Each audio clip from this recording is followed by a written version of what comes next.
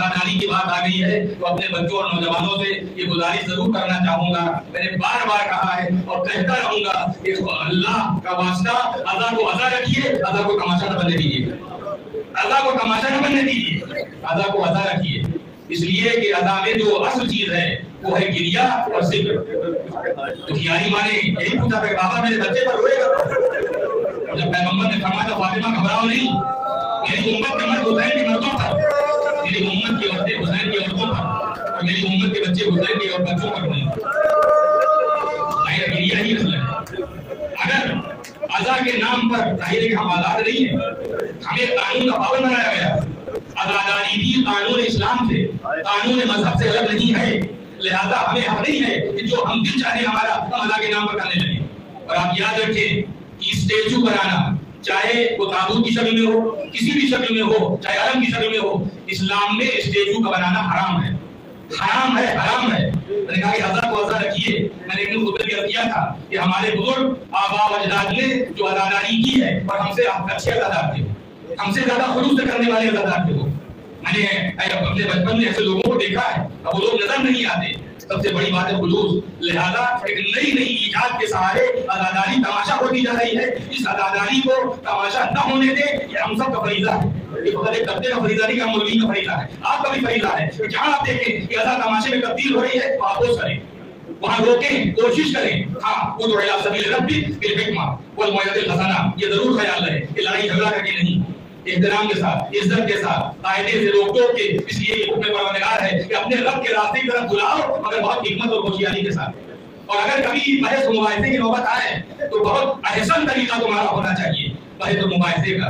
जो दौर है सोशल मीडिया का, उसमें आप देख रहे हैं कि कैसे कैसे मतलब आजादारी तमाशा बनती जा रही। बहुत सारे मनाजिर मैंने कभी भी किया है कि हर जगह का अपना माहौल है, उनका अपना कल्चर है, उनकी अपनी तहजीब है, उनकी अपनी जबान है। जरूरी नहीं है कि जो ईरान में हो रहा हम सब कुछ यहाँ करने लगे, मुमकिन नहीं है। हमारी तहजीब अलग है, हमारा समाज अलग है, हमारा कल्चर अलग है। जरूरी नहीं जो इराक में हो रहा हम सब यहाँ करने लगे, जो पंजाब में हो रहा हम सब करने लगे। हमें अपनी तहजीब, अपना कल्चर, अपनी जबान को बचाना है, इसी में हमारा तहफ़्फ़ुज़ है। वरना अगर हर रोज एक नई इजाद हमने आजादारी के नाम पर शुरू कर दी तो ये आजादारी इत्तेहाद के बजाय इख्तिलाफ का जरिया बन जाएगी। और आजादारी इत्तेहाद का जरिया है, इख्तिलाफ का जरिया नहीं है।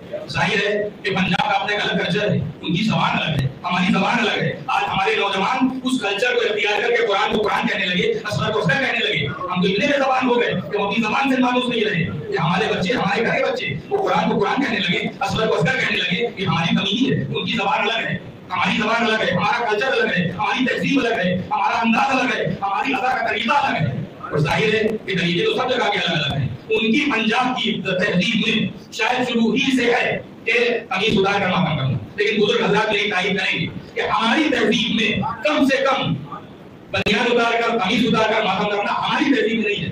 हमारे तो जंजीरजदी करने वाले भी होते हैं, वो भी कफन पहने रहते हैं, वो मुकम्मल तौर पर नहीं हो जाते। कोई तहजीब कोई कमेंट नहीं करता। और न मैं कोई मुहक्किक हूँ, न कोई फकीह हूँ, मैं कहूँ हराम है, हलाल है, गलत है, सही में गलत सही और हराम हलाल की बात नहीं करता, लेकिन अपनी तहजीब की बात करता हूँ कि हमारे बुजुर्गों ने जो तहजीब अपनाई थी उसमें यही था कि हमारी पूरी तहजीब में कहीं पर कपड़े उतार कर मातम करना नहीं था। मैं इसलिए कर रहा हूँ, मैं नहीं कहता जो हलाल हराम, मैं नहीं कहता जो गलत है, लेकिन 10 आदमी को करेंगे और 5 आदमी उसको अपोज करेंगे, 5 आदमी उसको दाई करेंगे, माता नहीं करना क्या है। तो ये आजादारी बजाय इत्तेहाद के इख्तिलाफ का सबब बन जाएगी। लिहाजा जो होता है कम से कम वही कीजिए, नई इजादें न कीजिए। हम बिखर कर रह जाएंगे, हम टकराते रहेंगे, हमारी सूरत खत्म हो जाएगी, हमारी तहजीब खत्म हो जाएगी, हमारी जबान खत्म हो जाएगी। लिहाजा नई इजादों की जरूरत नहीं है।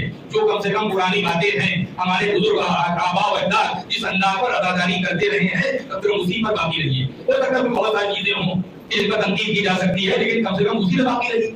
अगर हर रोज एक आदमी नई इजाद करने लगा, अब बहुत सारी जगहों पर जाहिर है इराक का अपना गलत तरीका है, ईरान के अपना तरीके हैं, लेकिन जो कुछ हम वहां देख कर रहे हैं सब यहाँ करना शुरू कर दे, मगर आजादारी तमाशा बन जाएगी।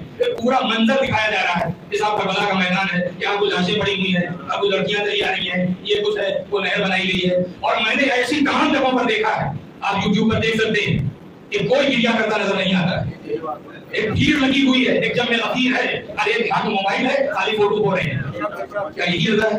क्या करबला में इमाम हुसैन की कुर्बानी का मकसद यही था कि 18 साल का बेटा इसीलिए कुर्बान किया गया कि हम करबला के नाम पर माज़अल्लाह खाली भीड़ इकट्ठा करके अपना नाम रोशन करें? अरे नहीं किया था। क्या वजह क्या है कि सारा प्रोग्राम दिया हुआ है, उसके बाद उसमें नोट लगा हुआ है कि आइएगा फलां साहब 72 फीट आलम उठाएंगे खुद अकेले। क्या मतलब है? ये अलम बेइज्जती का नजरिया है। क्यों आप इस तरह में अलम मकाम कर रहे हैं?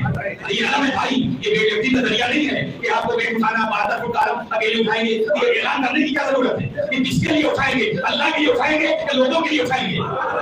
किसके लिए उठाएंगे? मैंने क्लियर किया था कि ये दायरे के लोग अलग अलग रहते हैं, जब भी दोहराना चाहता हूँ ये साहब ऐलान हो रहा है। तो फलां साहब जो है वो आग पर नमाज अदा करेंगे, और वो तो समझ में यही नहीं कौन सी आग पर नमाज होगी। ये नमाज आग पर कौन सी नमाज होगी भाई? किसी मासूम की सीरत, किसी मासूम की सुन्नत, किसी नबी का तरीका, ये कौन सी नमाज आप अदा करने हैं? कौन सी नमाज आप अदा करेंगे? और अगर अदा करेंगे तो ढिढोरा क्यों पीट रहे हैं आप? कि आइए आइए हम नमाज करके आपको दिखाएंगे। क्यों ढिढोरा पीट रहे हैं? आज तक मैंने तो नहीं देखा कि कोई साहब मस्जिद में नमाज के लिए जा रहे हो और ऐलान करते महल्ले में चले आइए आइए साहब हम मस्जिद में नमाज पढ़ने जा रहे हैं, हम मस्जिद में नमाज पढ़ने जा रहे हैं। अरे मस्जिद में अगर लोग जमा भी हो जाए, ये नमाज चाहे जबान से कुर्बान अल्लाह अल्लाह का कहिए, ये कुर्बान अल्लाह हो ही नहीं सकती, ये कुर्बान अल्लाह होगी। और अगर कुर्बान अल्लाह है तो जो नमाज अल्लाह के लिए होना चाहिए, जब वो लोगों के पढ़ रहे हैं तो ये शिर्क है। हम शिरकाना काम करने जा रहे हैं कि लोगों को बुला के हम नमाज पढ़ेंगे, तो काम अल्लाह के लिए होना चाहिए। लिहाजा मैं अपने नौजवानों से, अपने बच्चों से, जाहिर है कि वो जमाना नहीं देखे हुए हैं, ज्यादा मुतासिर हो जाते हैं। दूसरी जगहों पर हो रहा है हम भी यही करेंगे, दूसरी जगह हो रहा है। जाहिर है अल्हम्दुलिल्लाह मुझे तहरीक में तो कोई ऐसा नहीं नजर आया, कब तक ऐसा अल्लाह करे कि न समझ में आए। तो बहुत अच्छा माहौल है फिर भी बहरहाल।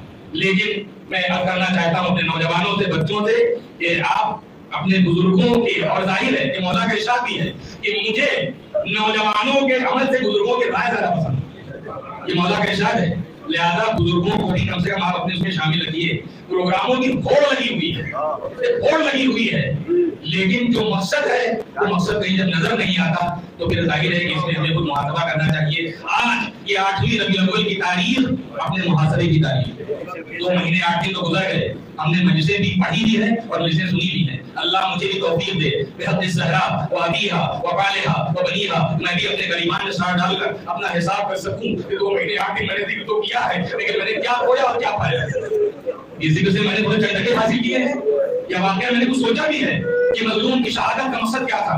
कि करबला में 18 साल का बेटा, 32 साल का भाई, 6 माह का बच्चा, ये ईसा और रुबा, ये साहब को कुर्बान कर दिया गया, क्या मकसद था?